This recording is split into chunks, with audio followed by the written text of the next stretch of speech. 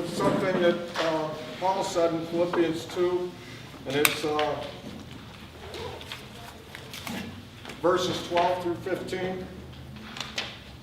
It says here, "Wherefore, my beloved, as ye have always obeyed, and not as in my presence only, but now much more in my absence, work out your own salvation with fear and trembling. For it is the work of God, which worketh in you both the will to do, and the will to do of his good and pleasure. Do all things without murmuring and disputings, that ye may be blameless and harmless, the sons of God, without rebuke, in the midst of the crooked and perverse nation, among whom ye shine as lights of the world." Father, I ask that tonight the meeting goes well, and that with humble hearts we can patch up some of the differences that we have as a community and as neighbors, Lord. This truly isn't about hating your neighbors. This is about what's best for our health and our habitat and the place we live, Lord. We have no other place to go. This is it. We feel strongly that this isn't a good decision in any way for our town, Lord, and we hope that others, through educating them in the next several weeks, that our legislature and our leaders will follow suit.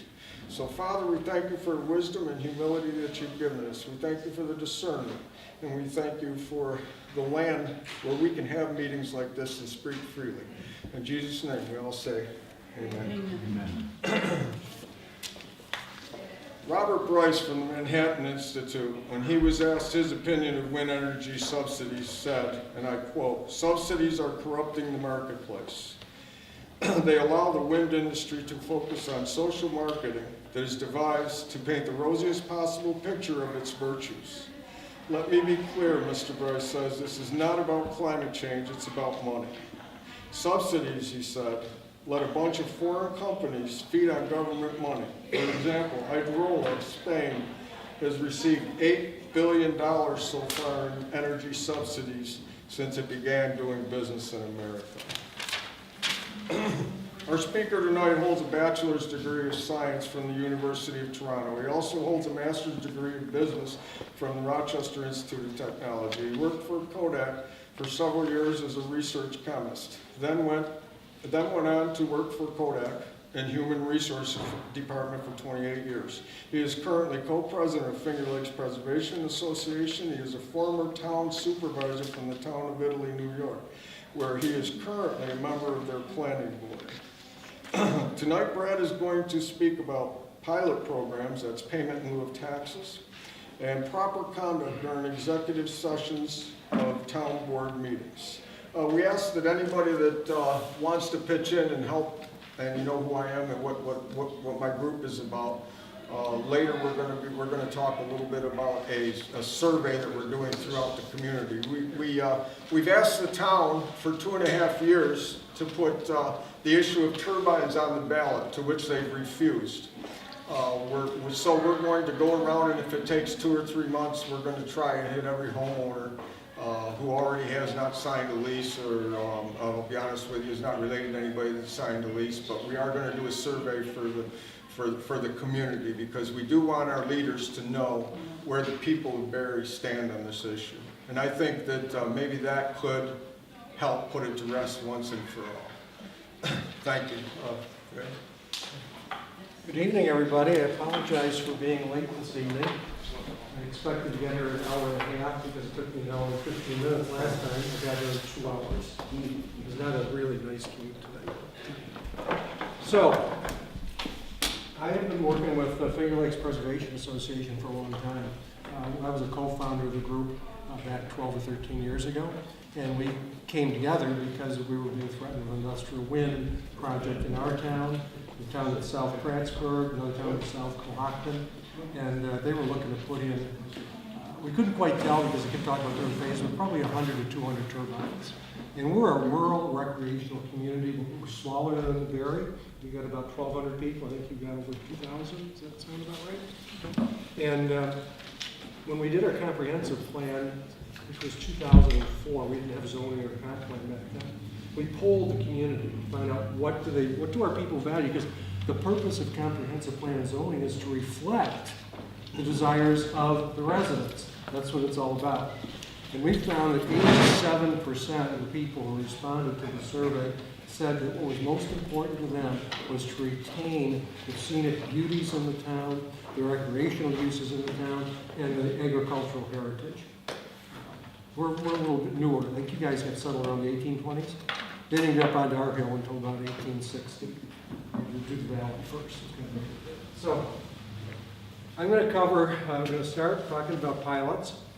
And I've been involved in pilots both as a business person and also as somebody watching other people do pilots. When we expanded our corporate headquarters up in Rochester, when I was with a different company, Kodak, we were going to create 24 to 34 new jobs. So we said, we'll apply for pilot. It made sense to us. It'll reduce our taxes initially, but each year they're going to go up and up. And you have to report every quarter on the number of jobs. You have to show them the payroll. So you can say, yeah, these are the new people we've hired, and this is what we're paying them. This group's getting 40 to 50,000, whatever it happens to be. So, and if you don't do your reports on a quarterly basis, an honest industrial development agency will cancel it. You want full taxation. I think in Cohocton, they haven't. Their pilot went away years ago. They're still not paying taxes. So, but that's what happens with an IDA that's kind of more in bed with the developers. So. Yes. These reports, are they available to the public? Which reports? You just said they have to report monthly. Sure, I was thinking about that earlier today. I assume they are because they're a quasi-government agency. And there's nothing in there that would be considered by anybody to be confidential. But I don't know the answer, and I think they would be, but I would give them 4 comments.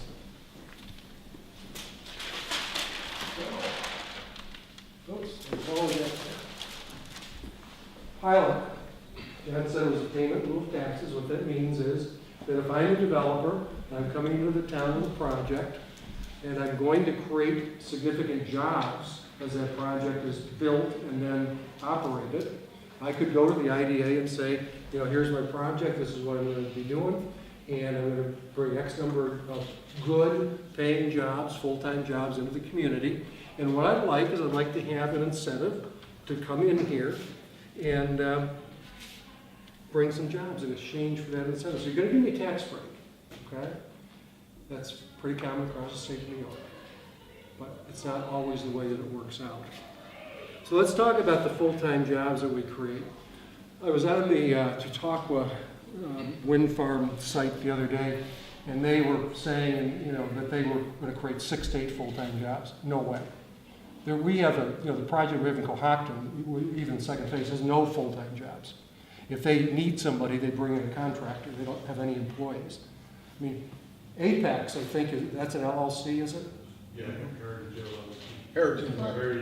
So they don't have any employees. It's a, They right. don't have any employees.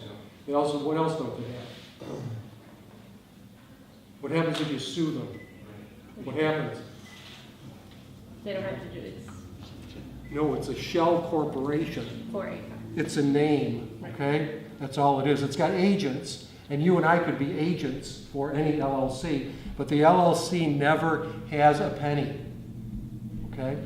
If you're going to send production tax credits to the LLC, you make them out to the LLC, which in our case would have been Canandaigua Power Producer number 1 or something like that.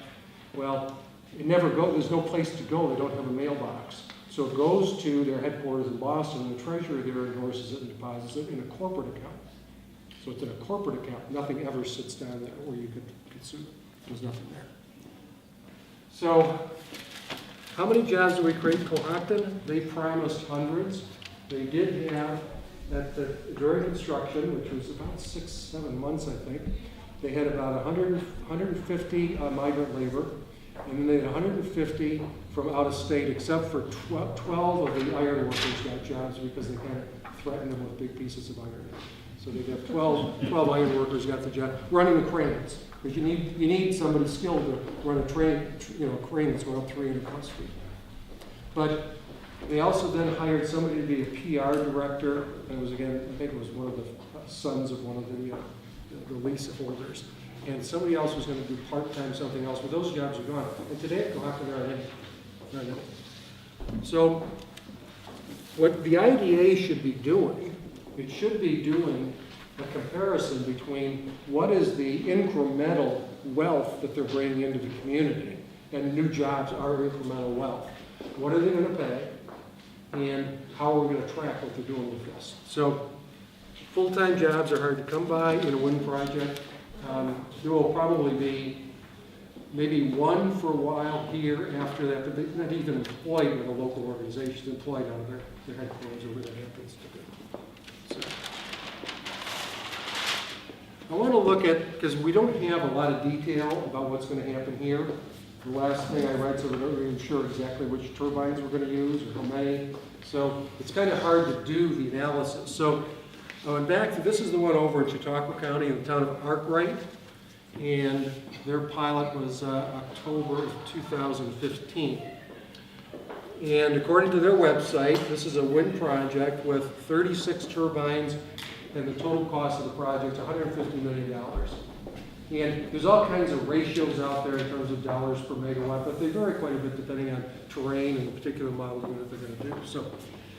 So bringing in the 6 to 8 jobs, so they didn't bring in any jobs actually, but here's the pilot that's in place now.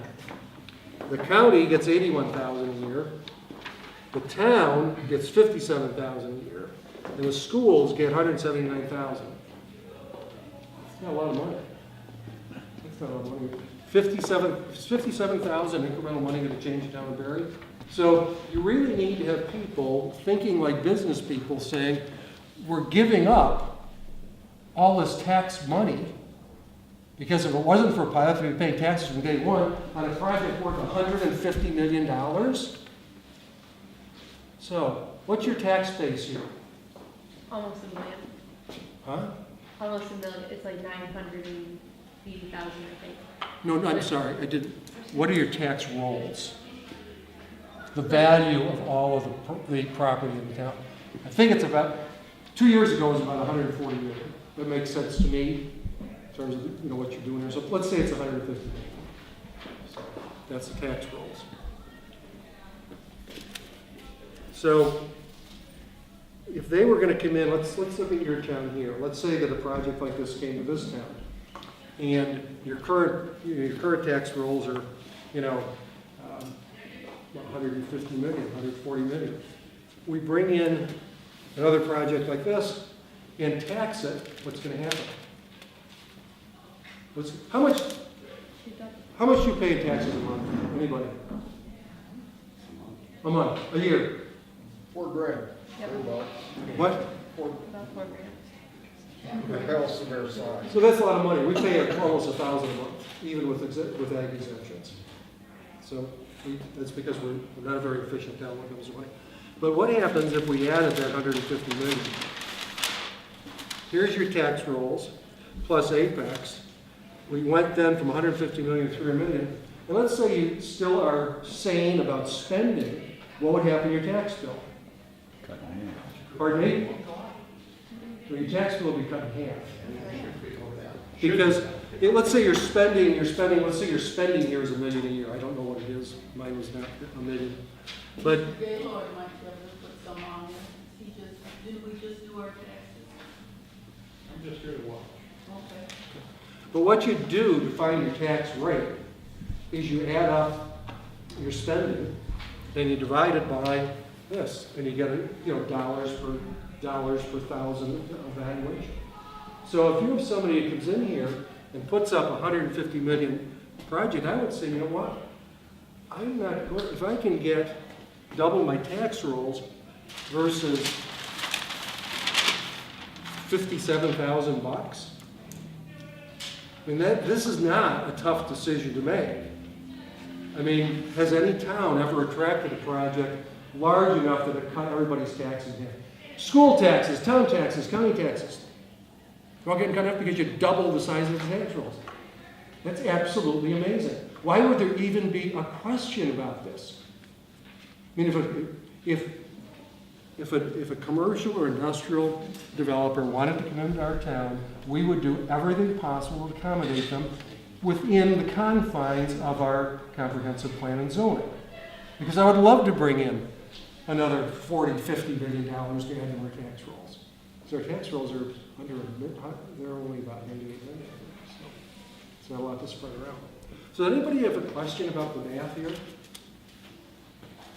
So can we just, if you don't mind, I just pulled up the tax roll for Mhm. the town of Berry for 2017. How much? Yep. And the total assessed, grand total of assessed value is Right. 141,448,547. Right. So, and the numbers that you were using for the Arkwright project right now are pretty similar to the numbers that they're proposing for our community. The So, pilot numbers?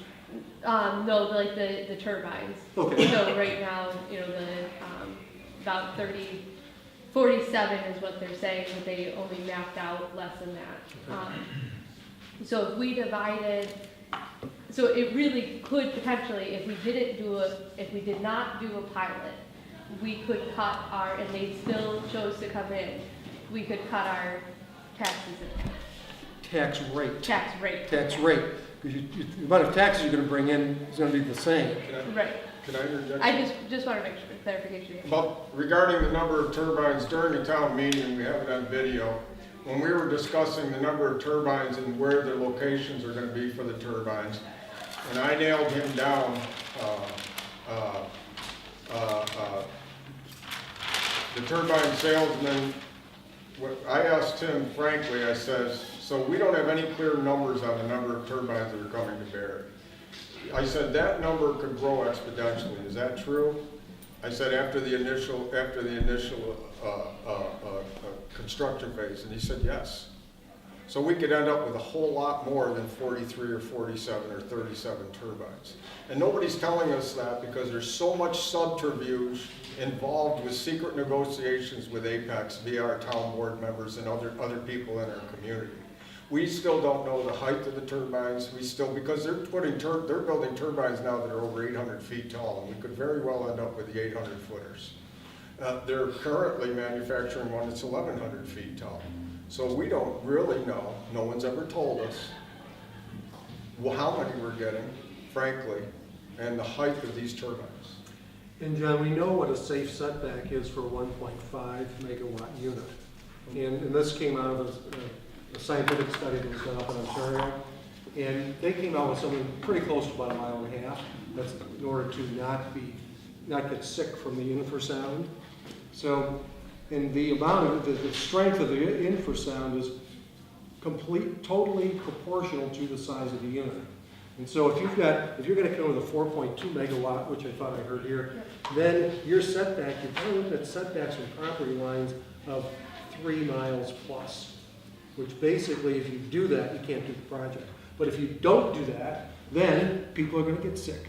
The last time I was here, I told the group about some good friends of mine that are dead now. They started getting sick the week the turbines began operating in Cohocton. And Judy, for the first time in her life, had migraine. She was a 5th-generation farm girl. She was tough as nails. And she was dead in 3 or 4 years because they couldn't sleep in their house because of the infrasound. So I think the argument is, you know, you want to look at a pilot, that's fine, but I wouldn't let a developer come into my town and have a pilot. There's no way in hell I would do that. Why would I? Why would I?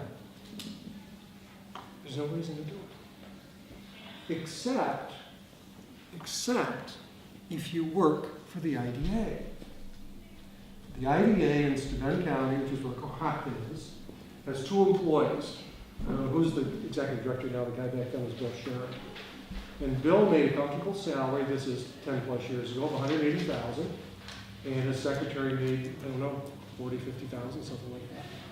But what do you think the developer paid SCIDA, Steuben County Industrial Development Agency, what do you think they paid them to support them and manage this development of the payment of taxes? What do you think they paid them?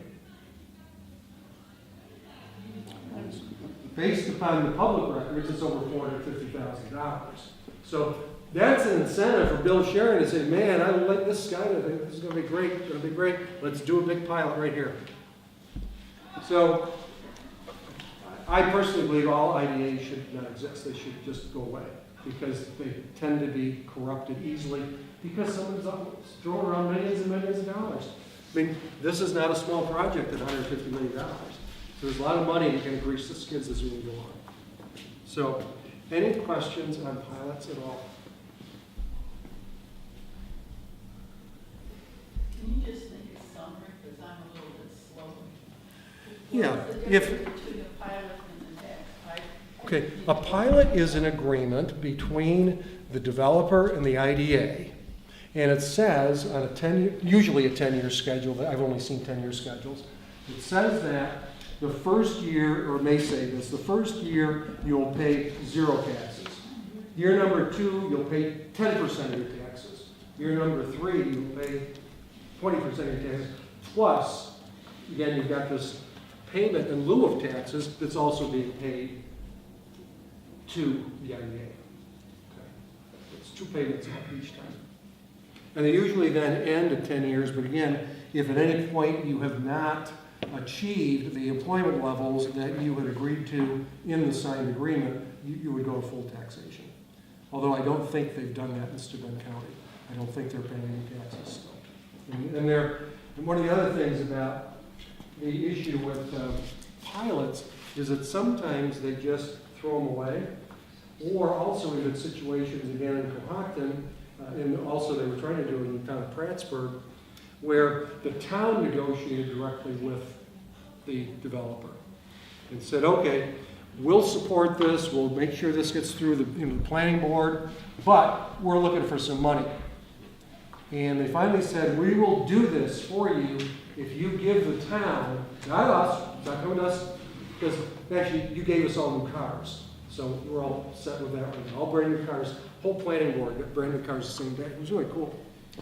So what they agreed in Cohocton was, so here's Cohocton Town with the developer. They're doing this agreement. And the agreement says that we'll pay you $450,000 a year. And we'll pay it on September 15th, something like that. Well, guess what? After a few years, they weren't doing so well. And all their gearboxes failed. They had to replace all the gearboxes. They had other kinds of problems with the software. And they said, we can't pay that anymore. So they cut them off, cut the town off after about 3 or 4 years. Well, guess what? The town of Cohocton, like many towns, kind of spends nearly all the money that comes in. So they raised their spending from probably less. They probably would have been about where we were, $600,000 or $700,000 a year budget. So you throw that 450 on top, all of a sudden, man, there's a lot of money to go around now.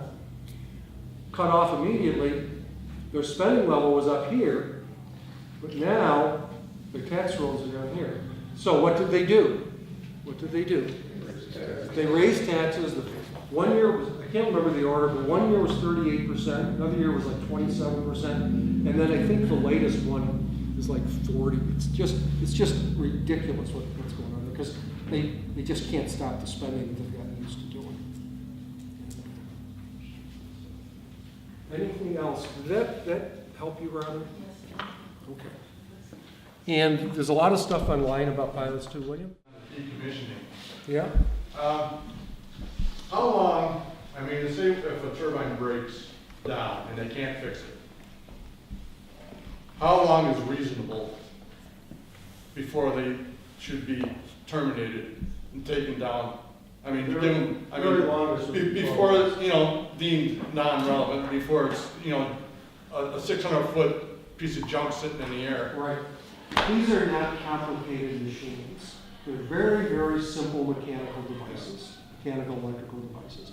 So it's not like you're going to have to do a whole lot of studying of this thing to figure out, oh yeah, guess what, the gearbox is cracked. What do we got to do? We got to replace the gearbox. There aren't that many moving parts there. Right. So you should have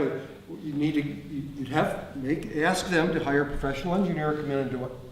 And say Apex and Heritage Winds sell out right away, gone. Did what? Sell the whole entire project. As soon as they build it, say that happens. Who should be responsible for the decommissioning? And I mean, how does that go? Because I think there might be a little problem here. Oh, there's huge problems. If you ever fly into John Wayne Airport out in California, you go down the high pass there, and there's 10,000 plus turbines just sitting there. Most of them have, you know, one or two blades missing, and they're just sitting there. The only way to prevent that is to, again, a professional engineer evaluate and estimate what the decommissioning cost would be.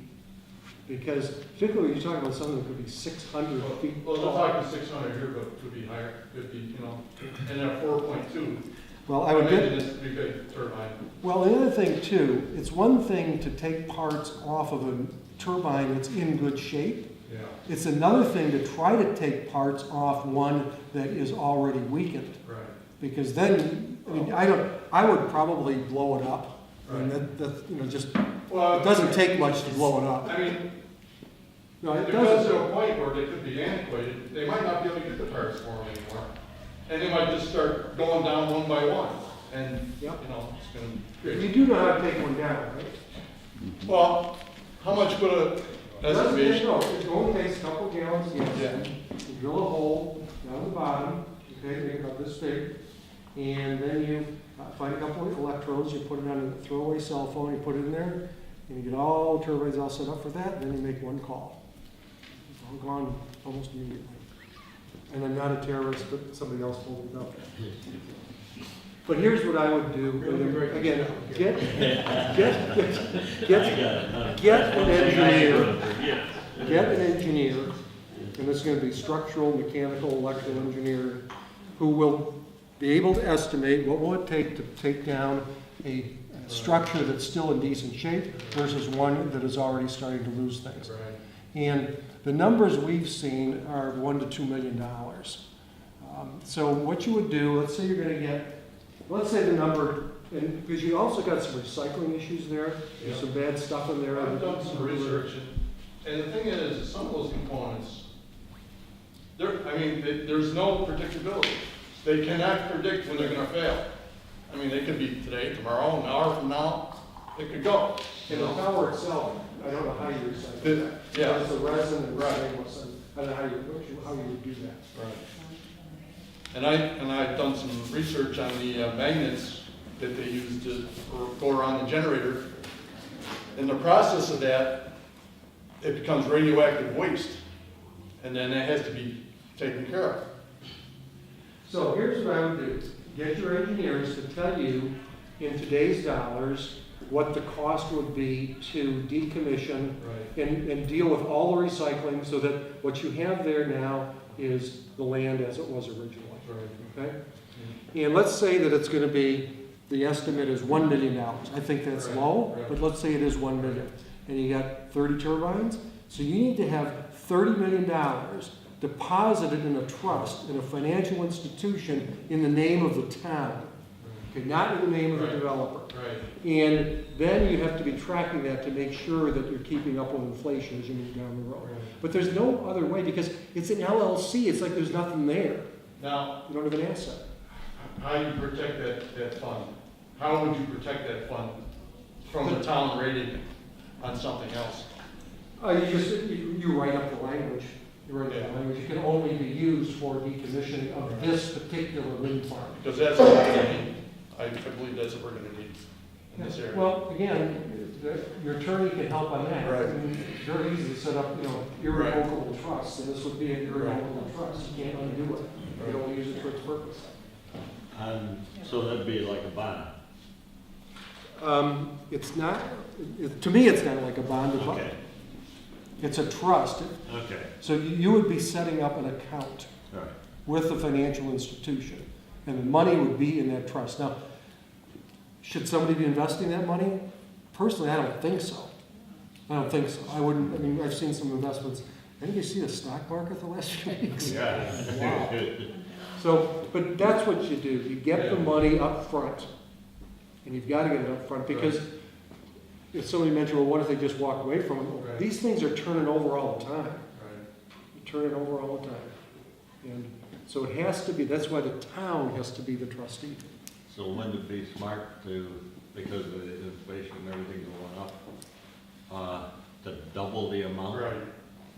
Well, you If it's could, 30,000, they'd have to come up, or you'd have to- 30 million. I would just do the whatever, math. Make it 60 million. I would do the math and figure, because your CDs are finally gonna come back up. I think I got a call for 2% now. So, I would invest in something that is 100% safe. If somebody wants to put something in T-bills, that's fine. They're doing better than anything else right now. Right, but what I'm saying is you double the amount to take it down. That way they would take it down because then they would get the money back. Am I right or wrong if they? Well, I don't know. I think if somebody took that to court, it would be tough to explain why you want double the amount than the decommissioning. Yes. I've thought through this quite a bit. There's another missing part, and I think that I'm just sharing this. You really should also have in there a salary for someone for however many years it's going to take to get everything down, for someone to orchestrate it, to make the calls, to contact people, because otherwise we have a very small staff, and we don't, Tom Berry isn't even open full time. So to have someone who would be responsible for making sure that everything gets done, Yeah, that's fine. that would be just something else to add in there. See, what I would probably do if hopefully I never get in that situation, but if I did get in that situation, I'd simply, put out a request for proposal to a variety of engineering and construction firms and have them come in and bid on the project. And then, and that's pretty easy to do. You might want a professional look at those bids as they come in, but I'm not sure it would be necessary to hire somebody. But again, I'm probably not going to be here with the next thing that's speaking. All right, anything else on payments in lieu of taxes? Would everybody like to vote for that 50% tax cut? I mean, I'd take it if it was 20. I've never had a tax cut. Never seen a tax cut. Get new taxes all the time. So move on to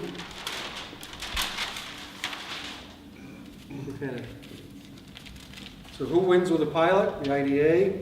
Who wins with taxes? You folks. I'm going to ask you, can you all read this? Because if I read it to you, you get really bored. Can everybody see it enough to read it? It's out of New York State Open Meetings Law. It talks about why, in fact, we have Open Meetings Law. And the real key of it is so that citizens can be fully aware and able to observe the performance of public officials, listen to their deliberations and decisions that go into the making of public policy. That's your right as an American citizen. That's your right. And it's not just enough for somebody to come out of an executive session, make a motion, and say, where the hell did that come from? You have to be able to hear the deliberations. Because you have to hear, okay, who's for it, who's not for it, what are the reasons, we should do this or shouldn't do this. We have the right to be involved in that, to sit there in the room as they're going back and forth. And so because it's essential to the maintenance of a democratic society, I don't want to lose a democratic society. And yet in many places we've seen boards just run amok because they're getting paid by a developer and they don't care what the hell the people in town think. That's the way it is. It's the New York State Open Meetings Law. I can't tell you the chapter and verse, but if you just Google that, you will get it. So what you're just saying is they call it an executive session, and they're discussing negotiations, and we're entitled to know what they're going back and forth with. Sometimes, okay? Let's see what this law says. There are certain exceptions to the open meetings law, but these are the only ones. Negotiations isn't on this list. So they can't say, oh, we're going to go talk about negotiations unless it's a union contract. That's different, because when I negotiate a union contract, I really don't want to do that in front of a lot of folks because we may come out of different places. So are we going to discuss a threat to public safety? And probably shouldn't include industrial wind turbines there, but the identity of a law enforcement agent or an informer. It makes sense not to have that out in the community. Investigation or prosecution of criminal offense. Okay, that kind of seems like we could do that in private. proposed pending or current litigation, collective bargaining, and then personnel discipline matters. Negotiation is not a legal reason. But there's a couple other things about the way your board does this that's illegal. They go into the executive session for the purpose of discussing negotiation. That's not an allowable exception.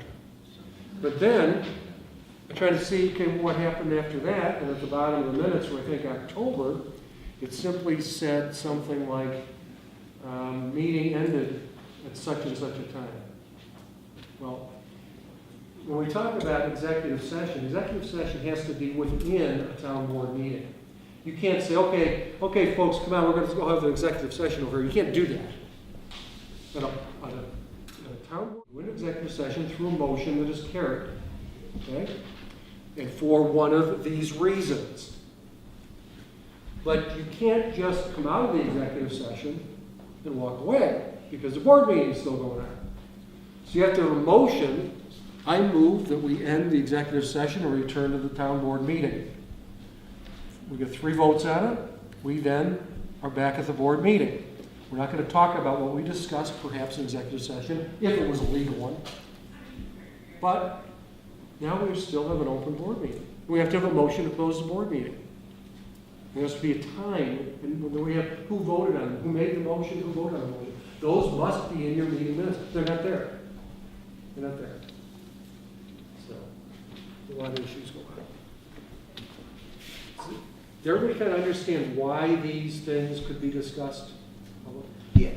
And another thing you can never do in executive session is do anything about finances. You just can't. Because the people have the right to listen in on your discussing this trade-off, that trade-off, what we're going to do with this tax rate, what we're going to do with buying 3 new pickup trucks, whatever it happens to be. The public has an absolute right to hear that. And those things, and every motion has to be in your meeting minutes. So what happens when the supervisor and a town board member meets like that and they say, well, it was a meeting with Apex or something? It was a And they executive didn't have session. time, right, and they didn't have time to let the public know. So they put a piece of paper on the door, on the glass door, for you to drive by. And was this a town board, was this a quorum of the town board? I don't know. It how was many- town board members that were all conflicted. I know one of them That was sat in on the there. meeting. One of them refused There to wasn't go. anybody that wasn't conflicted that sat in on that. But were there 3 Those board members? negotiations I with know Apex. there were 3 board members. You didn't go? There were 3 town board members there. Then it's, And the meeting was posted on the legal notices bulletin board on December 7th. The meeting was December 11th. December 7th was a Friday. December 11th was a Tuesday. And Who were the 3 people that were there? Kara, the paper I just handed them, it's got it in it. oh, okay, It's right next to you there. right next to you. The This one here. which one? It's right here. It's in here. in the- Oh, okay.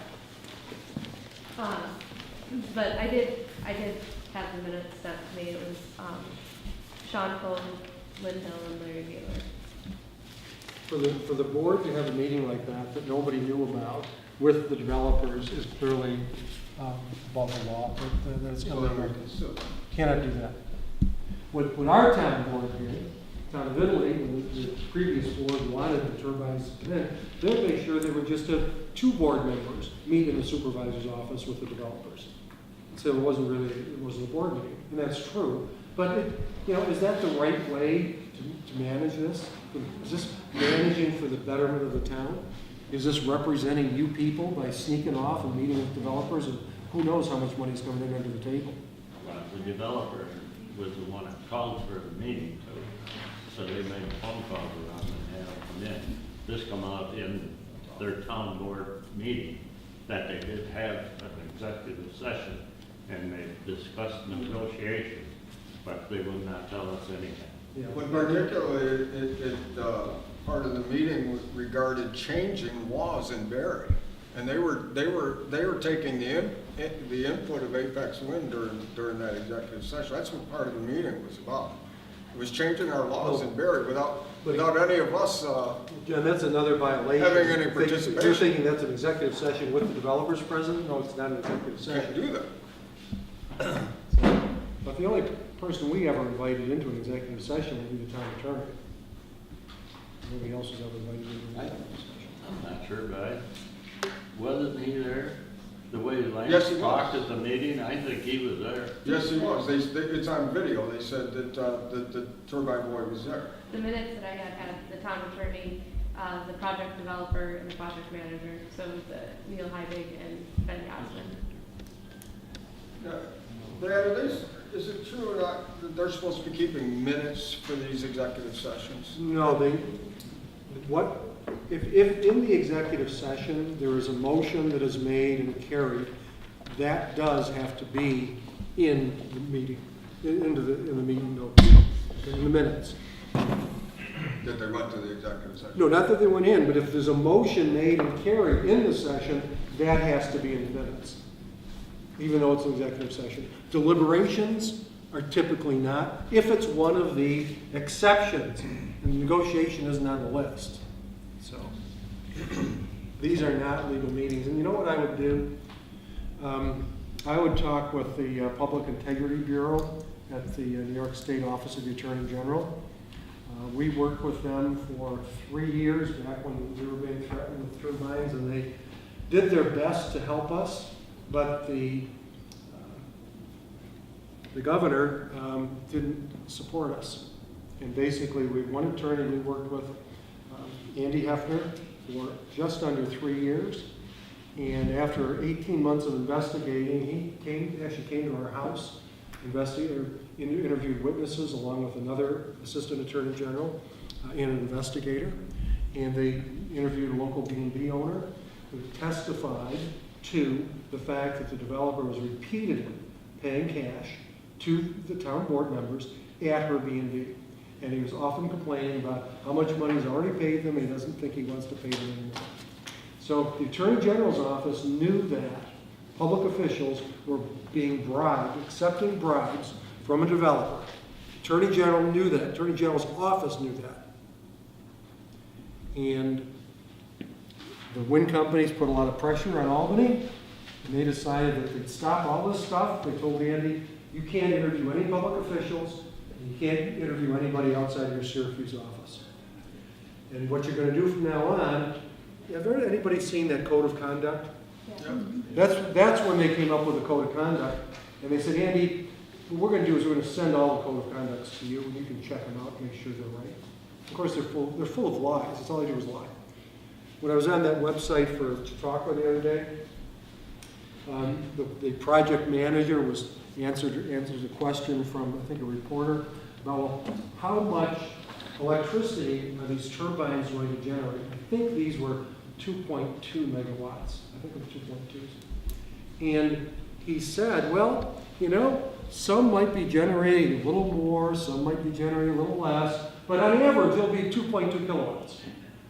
Now, do you all know what wind availability is here? Do you know what wind speed you need to drive a turbine at capacity? It's 27 to 32 miles an hour. And it's not just 27 to 32, it's got to be in the same direction. That can't be gusting because that'll mess up the machine. So you don't get to 100 nameplate capacity, that 2.2 or 1.5 megawatts, whatever it is, until you've got strong, steady winds at a minimum of 27. It changes a little bit with what manufacturers, but it's 27 to 30 miles an hour. And of course, if it's too windy, like 50, they shut down. They automatically shut down at 50. So most of the time around here, we have light winds. Winds are, well, zero a lot of times, but the average wind is pretty low. And so if you want to find the best place to put a turbine in New York State, it's up in Tug Hill, northeast of Syracuse.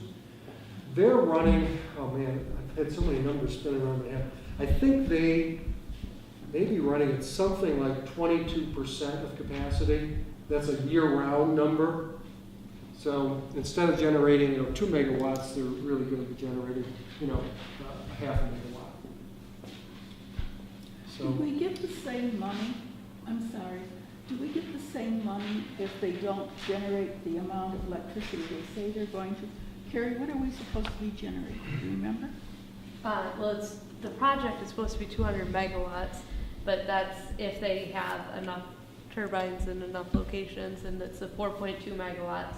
So right now it's 4.2 times like 30 something. So if we don't get the My- 40 megawatts or 200 megawatts? 200 megawatts, Then we don't get paid so the like the million? pilot that they have proposed that I have seen, like not the number that they've thrown out, the 1.5 million that they say they're going to be providing to the community in the pilot, that's based on a 200 megawatt.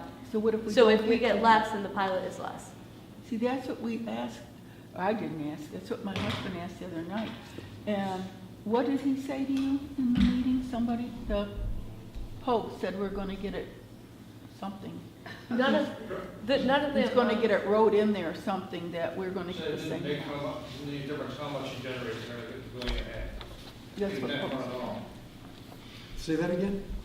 It might not, doesn't make how much, what difference it makes. You're gonna get the million and a half whether they run or not. That's. Well, we're gonna be running here between 10 and 15%. 15% for this area is gonna kind of the high side. Some of the towns around here are only maybe 8% availability with different rates. So we But- wouldn't get the million and a half then? I don't know, I have to look at the My, paperwork. my understanding was that it's not based on how much they actually, so like their actual output, it's just based on the capacity. So the capacity would be that 1.5 million, but if we don't, and this is my understanding, and it's not, asking for right, it's myself. not, right, I don't it's not, understand. because they have it, there's not like a formal pilot or anything that I'm aware of at this point in time. It's not like solidified, but my understanding was the 1.5 million is only based on 200 megawatts. So if their project ends up that they get all done and through and they are only producing 150 megawatts or have 150 megawatt capacity, then the pilot would be less. You know, ironically, I didn't know how that worked. probably 2 years ago, when I started this, or 2.5 years ago, I sat down and I did a study, but I wasn't biased in any way. I wanted to find out if it was good or bad or anything indifferent. In my search, I presented reams of information to our town board members that indicated that these things are just a boondoggle. On a good day, they produce 50% of their energy is used just staying viable. The things simply do not work. Our alternative in New York is water, and it always has been. It's always dependable. DEC's Green Energy website, you'll find out exactly what I'm talking about. This is purely about making certain people wealthy, and especially the lobbyists, and that's what we're dealing with. And the things don't work. They use 3 to 10 times as much energy on average than they produce. Those are the facts. So that's a fact that always stands out. I want to bring up another related subject to what John was talking about. And that is kind of how we got to where we are here today. Because there's been absolutely nothing about this in any newspaper. I've never seen anything about it. Back a few years ago, I think it might have been 2015, I think it was 15 or 16, that there were a bunch of states, I think there were 18 states with Democratic governors who were working together on climate change and things like that. And they decided that they would do these renewable energy kind of goals. And usually it was something like, okay, we'll get 15% or 20% of our electricity from renewables by 2050 or something like that. Well, our friend Andrew, who I have spent some time with, he is not a nice man. I'll tell you, he's not a nice man. He decided he was going to be bigger than everybody else, because that's what he likes to do, and bigger, like his dad. And so he said, you know what we're going to do? We're going to do 50% of our electricity from renewables. And we're not doing it by 2050, we're doing it by 2030. It's only 12 years from now, we're getting 50% of electricity from renewables. So he came out and said that. This didn't go through the legislature. And so, about 3, 4, 5 months after he made that declaration, the Public Service Commission decided to come out and kind of deliver the same message, and now it's public policy, because the PSC says it's public policy. And so, I then found the there was a comment period for the PSC on that particular proposal, and one of the people that responded to it was the folks that are responsible for all of the electricity collection, transmission, and distribution. That's the New York State Independent System Operator. And their attorney wrote a 12 or 14-page letter, which is online, listing in a very nice, kind of silly way, all the reasons why this is the dumbest idea in the entire world. But at this point, the PSC had also made some decisions about where they were going to get this 50% from.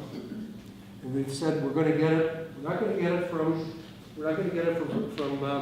hydropower, even though there's unused hydropower capacity in Quebec. We can get it for 1.5 cents a kilowatt hour, and a private developer is willing to get it down the Lake Champlain, the Champlain Canal, the Hudson River, right to Indian Point, where we've got our 4 nuclear reactors.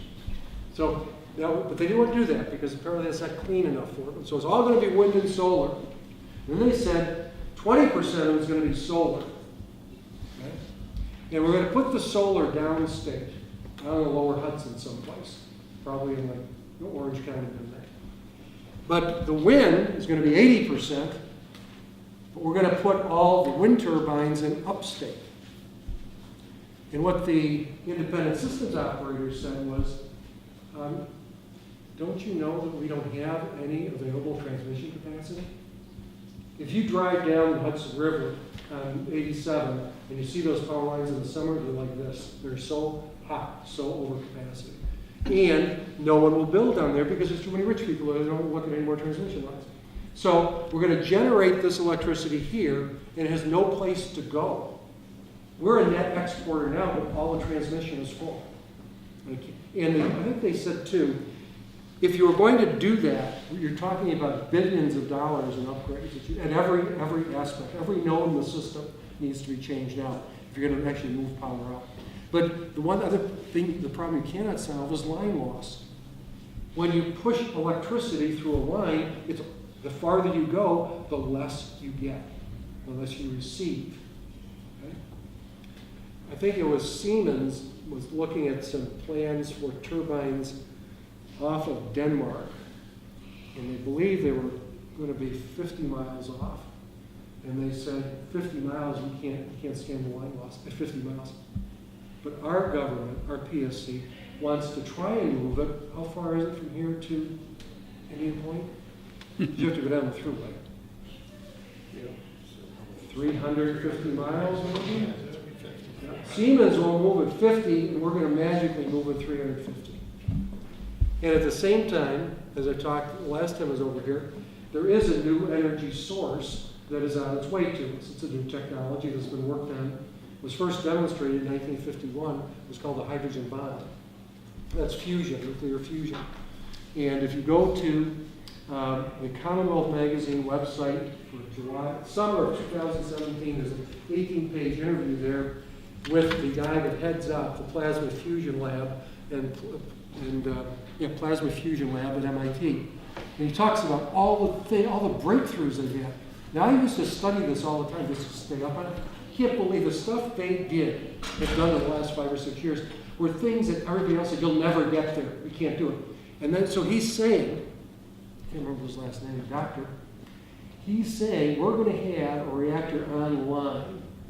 I think back in 2017, he said in 15 years. Online, on the grid. And the average cost per consumer for a year's worth of fuel will be 22 cents. And there's no radiation. So we got these really smart people, not only at MIT, but at lots of other universities around the world that have been working on this stuff. This is the holy grail for me as a physicist. My gosh! 60 years ago, all we could do was explode things with it. Now we're going to be able to control that reaction. These are going to be small units, the size of a single-car garage, will handle 100,000 residents. With no radiation, no meltdown. And you can refuel it. And what does it use? It uses hydrogen, which is an endless supply of hydrogen because we got a lot of water. When you put 2 electrodes into water, you turn on the juice, you get hydrogen, you get oxygen. That's pretty cheap. So we have this technology that is greener than anything I've ever seen in my whole life. Because nearly everything has some downside to it. I can't find anything about fusion repository. It's also it's gonna take over all of your marine fuels as well. We're not gonna burn oil anymore, move tankers around.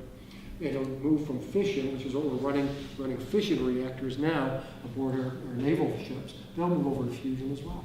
Isn't China have something now, a lot of them are on their own, I don't understand it, but I read that China has something on their homes that they actually don't have to have power lines any longer. And The only thing I know about that they might be doing is something the Germans started years ago, because one of the big problems with generating electricity, as we do today with coal, or well, coal is actually the bigger one. It takes hours and hours to bring a coal plant up to full capacity, and basically they have to go way back at night because the demand for electricity is always during the daytime. And particularly if you're down in New York City area, it's hot summer afternoons where we're air conditioning half of the universe. So what they did in Germany, I think they were pretty much all coal in Germany. I don't think they had a single nuke in the country. And so they, run it up during the day, take it at night. So what they did, getting back to Robin's question, was they set up so that they could control the delivery of electricity to your house. And they're using what was called electrical thermal storage. I had 3 of these in my first house in Italy. And what you do with electrical thermal storage is what we did was take electricity at night, where it's 44 cents on the dollar with NYSEG or night meters, and we fill up these electrical thermal storage units and then push that out during the day when electricity was more expensive. But what they're doing in Germany is the power plant controls the delivery of electricity to every home or business that's out there. And they guarantee you a certain amount of electricity a day, but by using thermal storage, you don't have to have it all the time. And so what that then does, it takes this, we gotta gear up, now we gotta gear down, it's night, we gotta gear back up again. Now because we can give you the electricity we want to, we're gonna give you electricity and run flat. We're gonna run flat, 24 hours a day. So that's a major improvement in efficiency. I don't know, I've not noticed that the Chinese, though, Robin, are very interested in efficiency, and they're certainly not interested in pollution reduction. And you with the executive session, you just go over there one more time so that you know exactly what an executive session is. And, Abraham said that in an executive session, you are supposed to have notes. I would not have a problem with having notes, but I would probably not publish them other than. But if you in fact have somebody make a motion in executive session and it carries, that has to go into meeting minutes. But I think that the easiest way to think about it is if this is not the reason, if this is not one of the reasons for executive session, that is not a valid executive session. And the people have a right to hear. I mean, if you have a right to know what they're negotiating about with this wind project, that's not protected by anything. What about going in the executive session to discuss changes to an existing law? No, that's absolutely wrong. Because can you think of anything that's more important for you to know about than why they're changing the law? That's something every citizen should be involved in. And the same would be true of anything around zoning or comprehensive plan. All of that stuff has to be public. This is in the minutes where we asked him what the executive session is for, and where it says hold there, but he said it was just negotiations and you wouldn't. But negotiations isn't on the list. This is the law. This is the law. And I don't know if you've got a collective bargaining agreement in town or not. But that's not, again, you don't negotiate in an executive session. You discuss certain issues. Right. When you're negotiating with somebody, that's always going to be outside of an executive session. So, like if you, for example, if you did have a union here, and I don't know if you do, we did, and we're going to plan for the next contract negotiation, We're gonna do that in executive session, because we really don't want to know the union what we're thinking until we actually put things on the table. Because we'll be bouncing a lot of different things off. I mean, when I started as supervisor, you know what, this is getting some years ago, for one single health insurance policy, or one person's policy, it's $24,000. And it covered everything, there were no co-pays, and if in fact you got into some situation where there was some kind of a payment you had to make, you got a prescription, you bring that over to the town clerk and she would write you a check for that amount and reimburse you. What do you have? I just want to make a little thing on solar panels. I know there's solar panels facilities in Batavia, Leroy, and now, a couple days ago, they announced that there's going to be 2 large-scale solar farms in, Ridgeway, New York, within the next year. So do we, and there's a water generation plant in Waterport, New York, called Brookfield Power Plant. They're already throwing out 4 megawatts, and they could upgrade that. And there's that one, and there's 27 other ones along the way. Yeah, they have also- They operate, yeah, correct.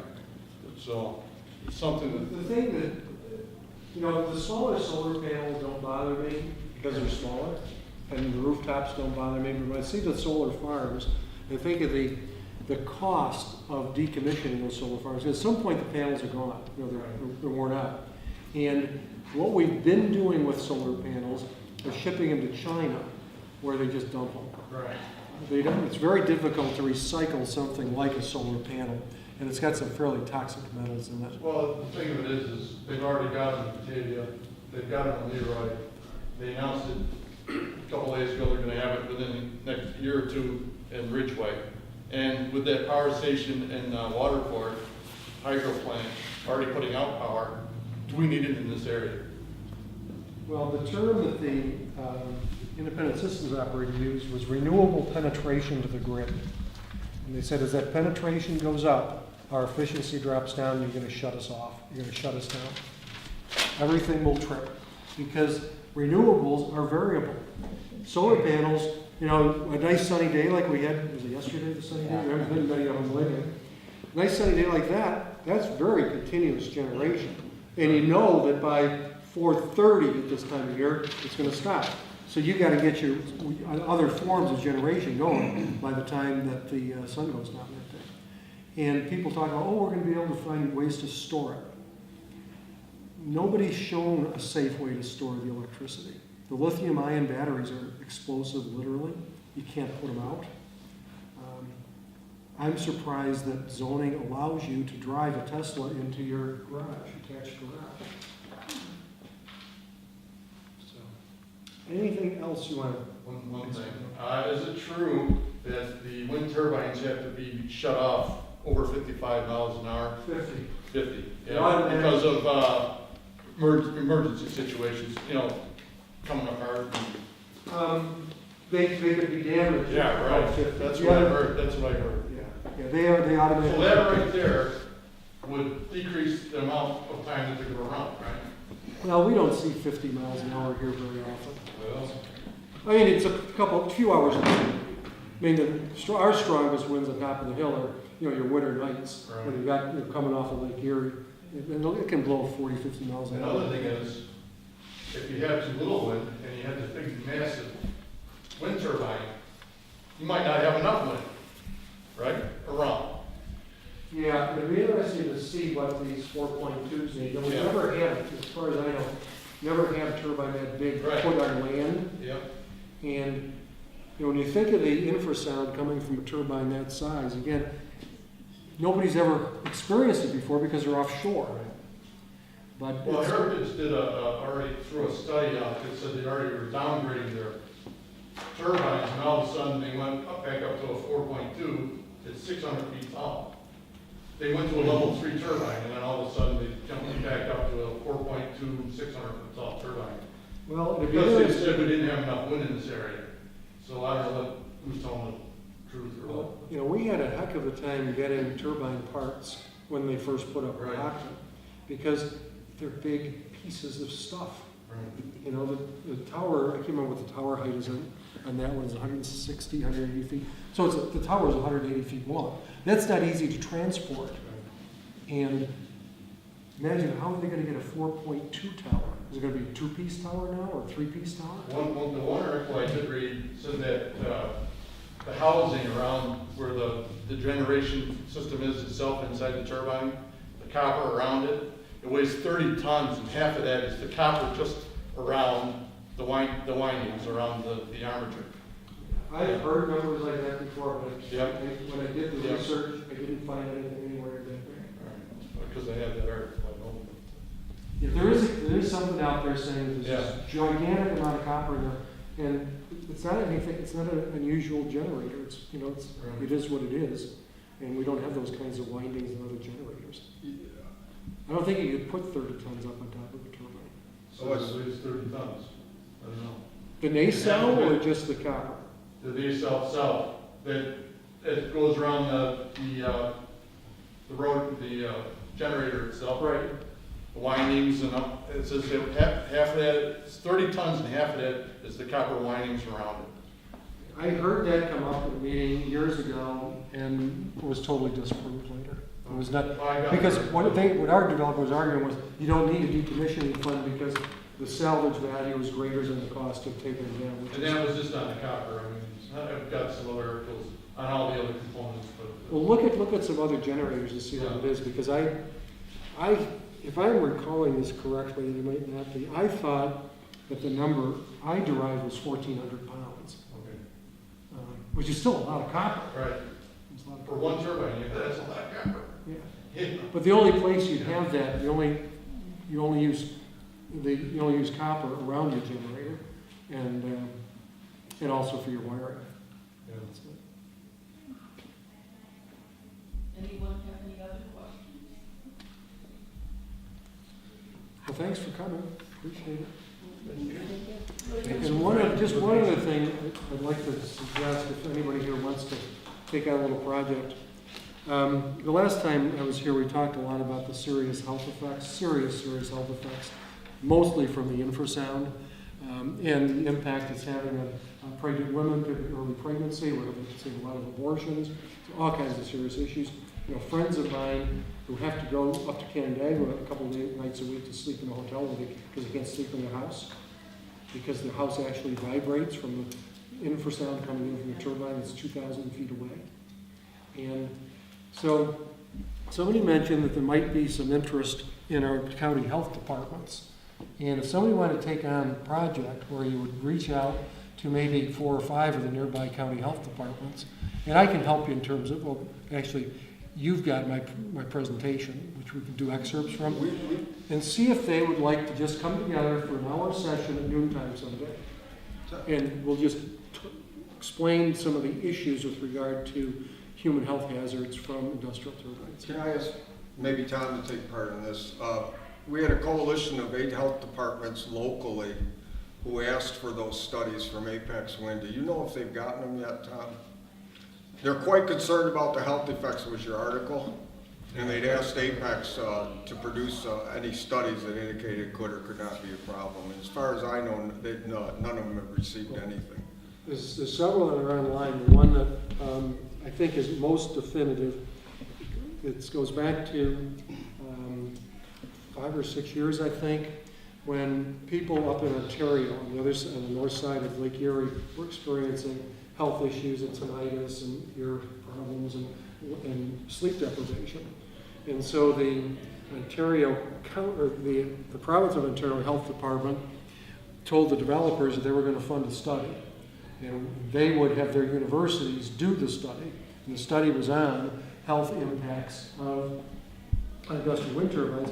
And it wasn't new research. They just went out into all the research that's already been done and pulled it all together.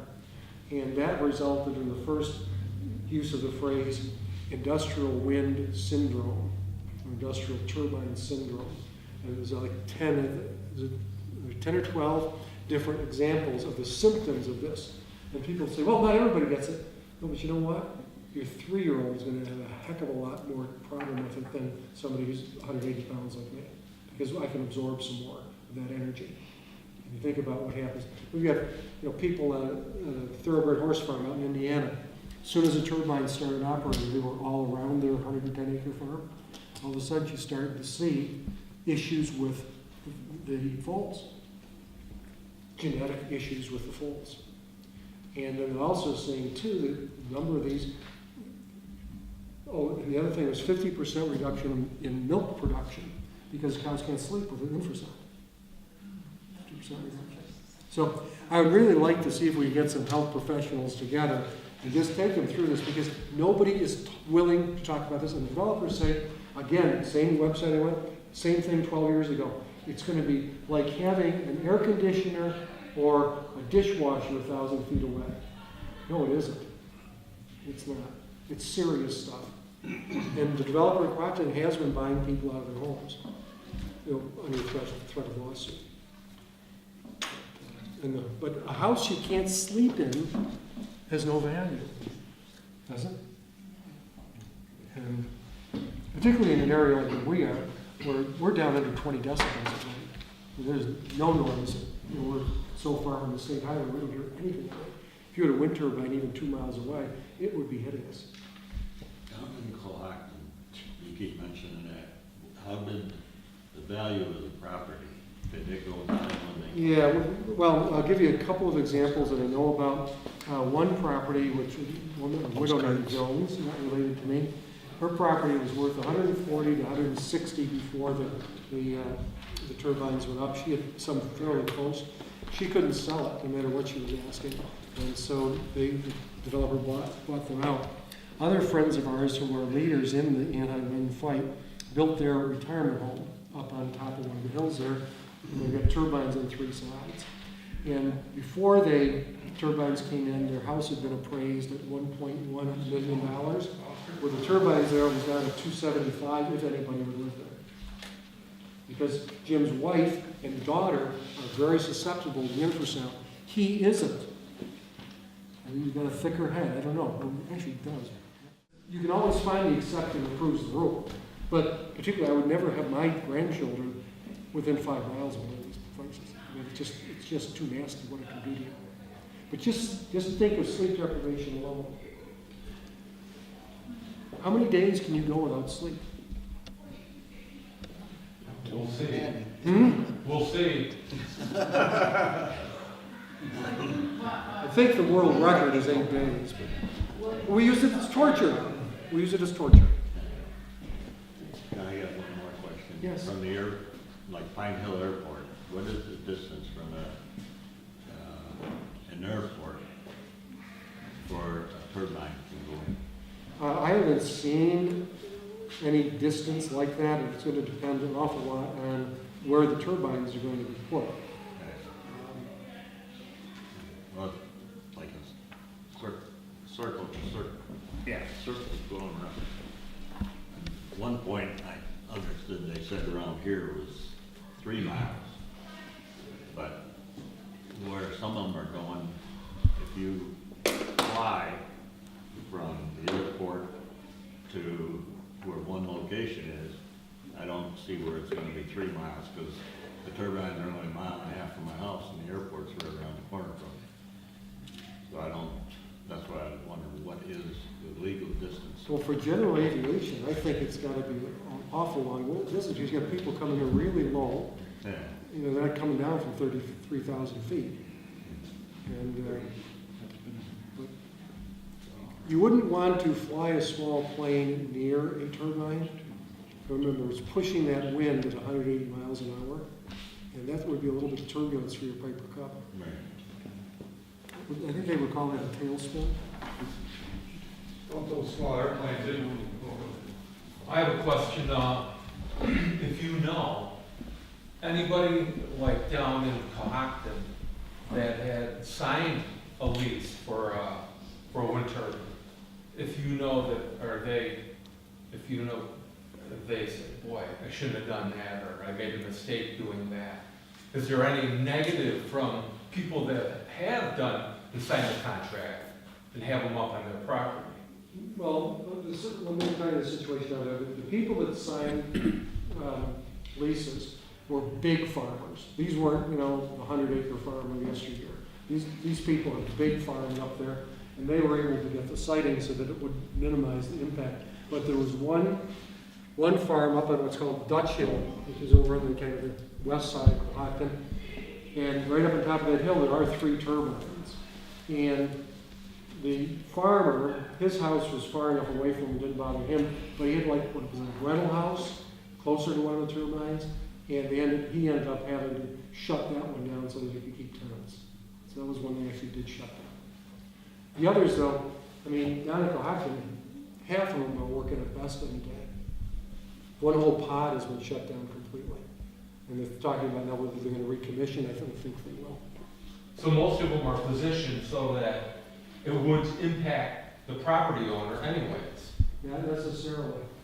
Not necessarily. Let's say lesser impact, keep it a little farther from my house. But if you want to put it out in my own field, that's fine. Tom, can I just comment on that?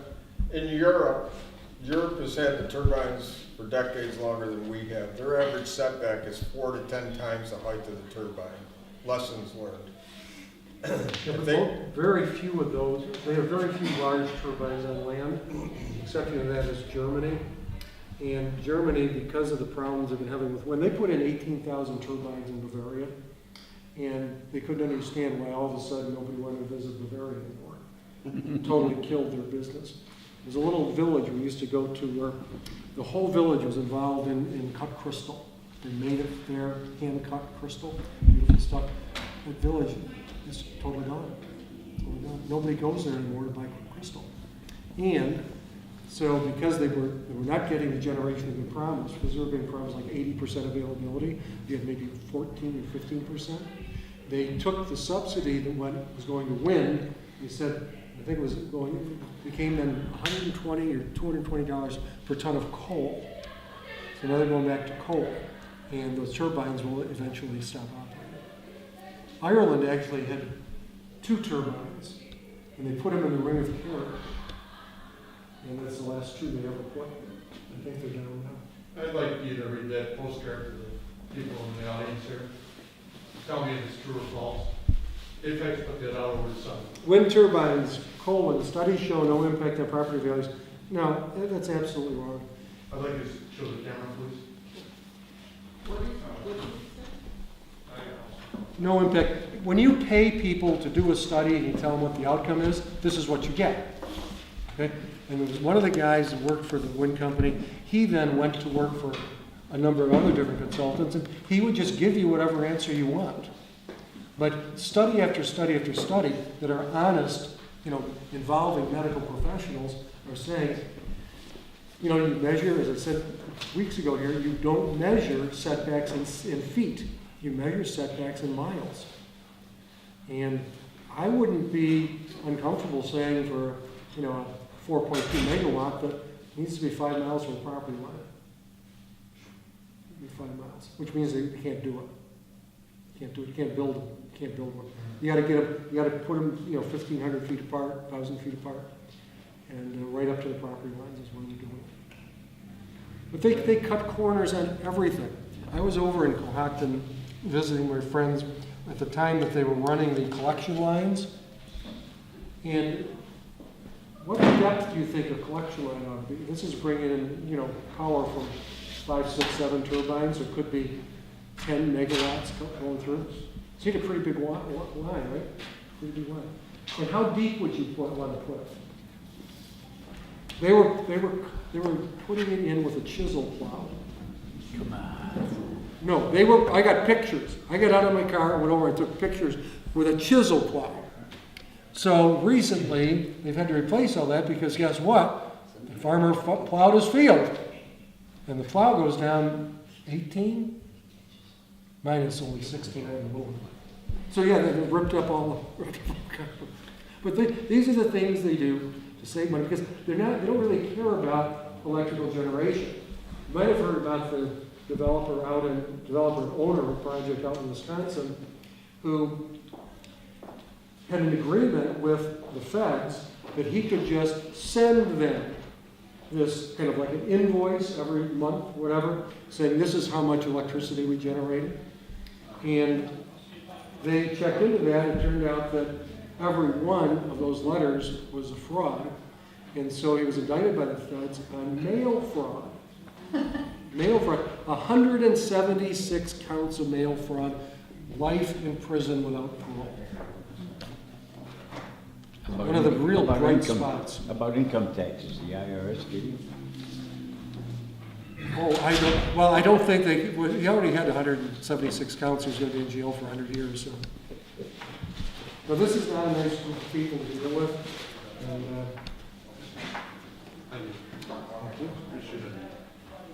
but again, if you want to search out the study that was done by the province of Ontario a few years ago, it's very, very well done. It's all about wind turbine syndrome and the significant health impacts. And nobody talks about those. They talk about shadow flicker and blade throw, things like that. You know, I'm worried about, you know, the young women in our community who are producing little babies for us. And it's not a pretty picture. So most of the leaseholders are at a distance where they're not gonna be impacted by the turbines. Is that basically it? Well, there's a couple of Just things. let the resident beware? Well, in my view, the biggest thing is the infrasound that is generated when the blade comes down. It's pushing all this air, 180 miles an hour, and the air smashes into the tower. Okay, so if I'm the tower, it smashes into me. The radiation is all going to be going out in this. It's going to be 180 degrees radiation in the tower because it's a circular tower. So I would say, okay, I don't want to have it set up. So where's the prevailing winds? And if you want to face the prevailing winds, which is westerly generally where we are. So I'm going to be east of that. So I'm not going to get any of that sound because I'm behind it. So there's a way you can mitigate it. And what it all means, though, and I'll tell you this, is there's a lot of folks that don't have the money that Jim and Judy do to go to that hotel. And so they sit there and they suffer. And the less sturdy your house is, the more that stuff goes right through it. So, It also makes a I don't know, difference. my permission note just ran out 10 minutes ago. Oh, okay. My wife's Like, we're on limestone, Yep. and I noticed that, I mean, we get vibrations from the quarry, it just travels, it shakes everything.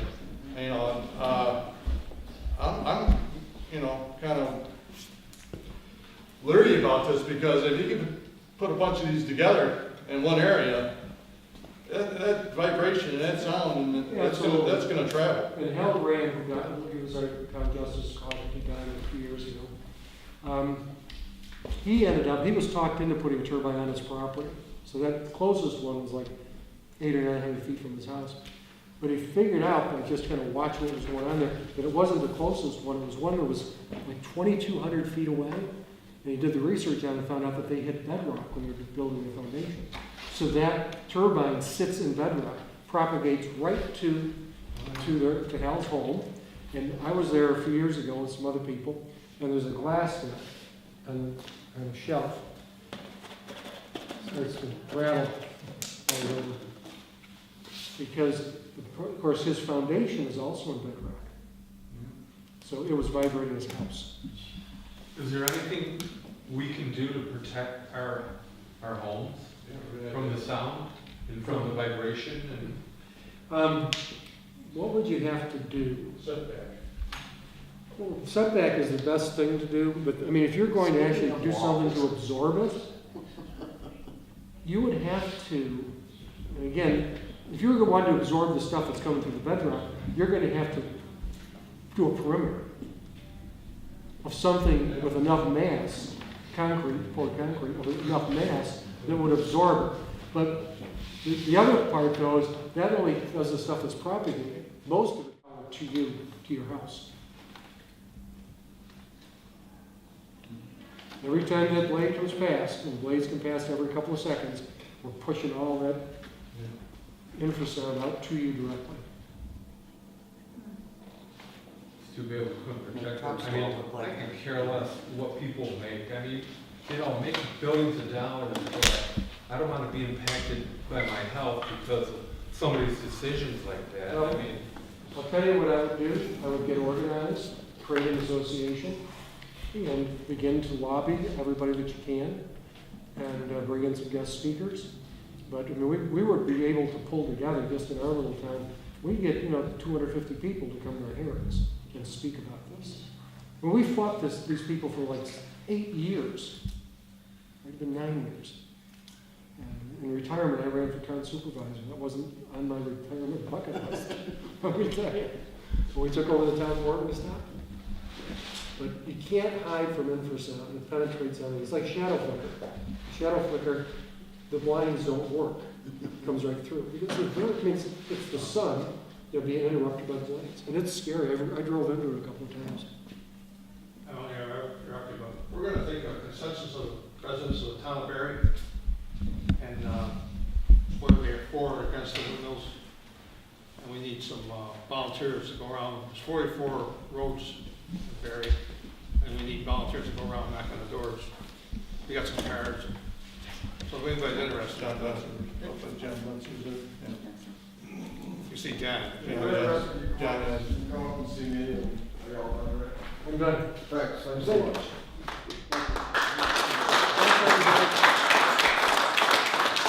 And if anybody does want to follow up on anything with me, Robin has my contact information. Yeah. Yeah, so be happy if there's one area you're interested in. But I just had a woman out in Illinois call me out of the blue, and so we sent her, kind of 15 different memorandums.